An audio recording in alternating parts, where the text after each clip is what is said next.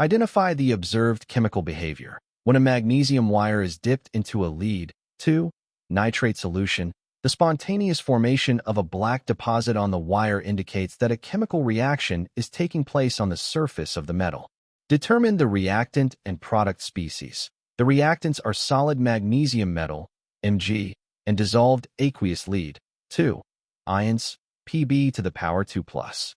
The solid black deposit represents reduced metallic lead, Pb, forming on the wire as magnesium metal is oxidized to magnesium ions, Mg to the power 2+. Write the net ionic equation for the process. Mg plus Pb to the power 2+ gives Mg to the power 2+ plus Pb. Relate spontaneity to standard reduction potentials. E degrees for a redox reaction to proceed spontaneously under standard conditions. The standard cell potential must be positive. E degrees cell greater than 0.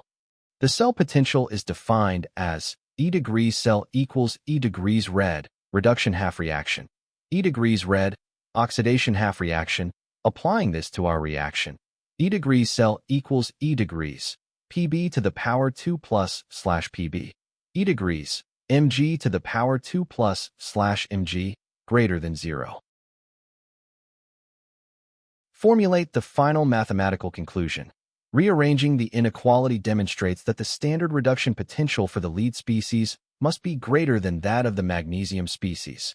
E degrees, Pb to the power 2+ / Pb, greater than E degrees, Mg to the power 2+ / Mg.